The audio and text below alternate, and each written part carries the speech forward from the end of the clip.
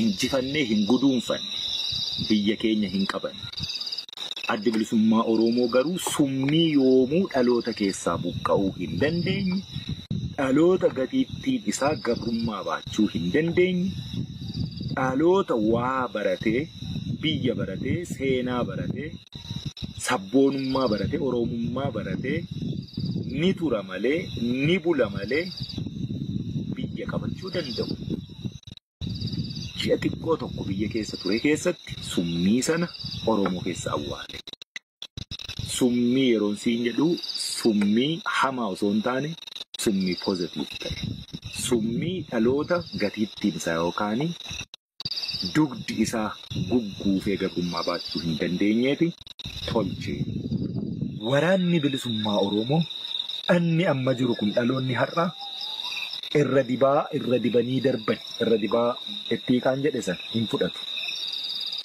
Soba akkuma sobaatti saaxilla. Dhugaa akka dhugaatti qabannee deemna. Rakkoo hedduu akka sabaatti nurra ture akka dugda qocaa goophoo nurratti ta'ee nurratti taa'eeru sana yoomiyyuu taanaan du'a dhiisee uummata kana hunduma isaa lafarraayyuu fudhata yoo ta'e. Hunduma isaa saba miiliyoona 60 sanaa olii 70 80 dhaqaa jiru kana hunda isaan gaaga'a taanaan lafa keenya irratti kabajaa hin qabnu taanaan lafeen keenyi jala haa buqatu. Kanaafuu irra dibnee darbuu hin qabnu waan rakkoo ta'ee akka dugda qocaa sanaatti goophoo ta'ee nurra jiru sana ni cabsina. Irree fedha sun immoo irree sana immoo harkaa qabna. Irreema sanaan itti deemna. Haala akkasii kana keessatti rakkoon mudatu sanaaf Oromoon jilbeeffachuu hin qabu.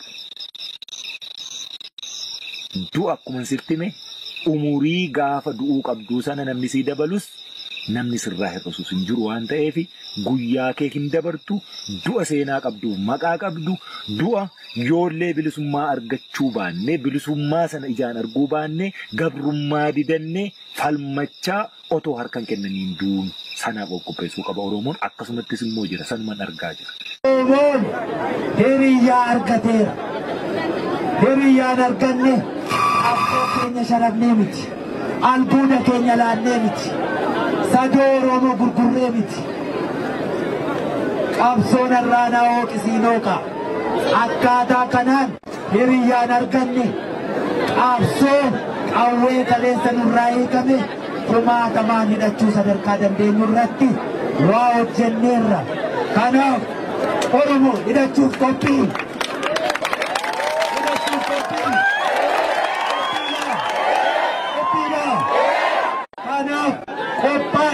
Jaartan jenna, jaartiin jenna, yeroo isaatu ga'eera. Hiriyyaa arganneerra. Hiriyyaa arganneerra. Sadarkaa sanarra geenyeerra. Hiikkanneerrollee humna taane. Humna kan ta'e jabaa eenyuun hin jiru. Naafaan bu'aatuun jaallattu. Kanaaf dugda diinaarraa hidhan. Hiikkannee kan hidhanne ittiin deebinee jabaanne. Jabaa namni jibbuuf hiriyyaa arganneera. Warri ololu, warri bololu keessumaa qabsoo waggaa hedduu dhiiga ilmaan Oromoo kuma kitil sooratti warri gurgurate warri sun har'allee nu biraan hafu. Warri sun har'allee hanga boolla awwaala saaseenitti dulloomee rifeensa lama baasee miilli isaa tokko boolla awwaala isaa keessa ejjetee miilli isaa tokko immoo baddaarra jiru. Hoogganaan mooraa waraana bilisummaa Oromoo zoonii lixaa Jaalwiirtuu Galataas haasaa taasisaniin gabrummaa hamtuu uummatni Oromoo keessa jiru kaasuun falmaan murteessaa ta'uu dubbachuun eebbifamtoonni seeraa fi heera akkasumas qajeelfamaa fi dambii ittiin bulmaataa hordofuun bobba'uu akka qaban himuun qaamota eebba kana milkeessuuf hojjetan cufa galateeffataniiru. Eebbi kunis maqaa imala goototaa jedhuun kan mogga'e yoo ta'u sirna eebbaa kanarratti agarsiisi waraanaa sirbootnii fi walaloon dhiyaachuun daawwattootatti hamilee horaa fi barsiisaa turaniiru.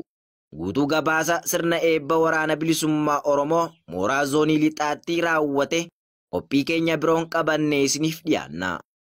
Sirni bilchiginnaa uummata Oromoo dhabamsiisuuf sirnoota duraa caalaa daran ammeenyummaa isaa ammeessuyyuu ilmaan Oromoo gabrummaa kana ofirraa qolachuuf aarsaa guddaa sirna kamiyyuu irratti kafalaa waan turaniif arras duubatti deebi'uu hin danda'u kan jedhan ajajaan olaanaa ABO Jaalmarroo Dirribaa Lammeessaa seenaa qabsoon Oromoo keessa darbee kaasuuni qabsoon bilisummaa Oromoos bakka diinonni keenya kufeera jedhanitti abbootiin keenya dhiigaa fi lafee itti bobeessuun qabsoo hadhooftuu geggeessaniin sadarkaa Oromoon ani Oromoodha jedhuu fi Oromiyaan biyya jedhu irraan ga'ee jira jechuun adeemsa qabsoo Oromoo impaayirettii keessatti geggeessu ulfeessaa turan kaasanii jiru. Waraanni bilisummaa Oromoo gama hundaan danda'ee karaa dhaaba isaa ABO barnoota guddaa fi summii Oromummaa akkasumas sabboonummaa dagaagsan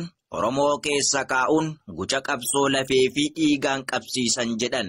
Sirna gabroonfataa impaayera Itoophiyaa keessatti ilmaan Oromoo qofaa osoo hin taane saboota hedduu afaan qawweetiin bite dhiibbaa adda addaa raawwachaa akka jiru kan kaasan Jaalmarroon waraanni bilisummaa Oromoo qofaaf miti saboota cunqurfamoo hiree wal fakkaataa Oromoo waliin qaban mirga isaanii akka falmatan ni jabeessa akkasumas ni hidhachiisa jedhaniiru. Sadarkaa kamirraa eegalee qabsoon bilisummaa Oromoo kanarraa akka ga'es ibsuun fuula duras dhugaa waraana bilisummaa Oromoo qabatanii dhiigaa fi lafee isaaniin ilmaan Oromoo rarraga bilisummaatti akka ceesisan ibsaniiru. Sabni Oromoo daa'imman irraa eegalee hanga namoota gurguddootti aarsaawwan gurguddaa kafalaa waan jiru bilisummaan tolaan akka hin dhufne hubachuun ilmaan Oromoo daran jabaatanii tokkummaa isaanii cimsachuun gabrummaa jaarraa oliirraa bilisa bahuu qabu jechuun kallattii kaa'anii jiru. Qabsoo bilisummaa Oromoo gufachiisuuf humnoonni diinaa ololaa fi tooftaalee garaa garaatti fayyadamuun saba dhugaa qabu qawween bulchuuf namoota fira qabsoo fakkaatan waliin harka wal keessa naqachuun hojjetanis dhaabni ABO hooggantoota waraana zoonii cufaa waliin dirreerra siyaasaa fi waraanaan taligamee saba isaa ni bilisoomsa jedhan.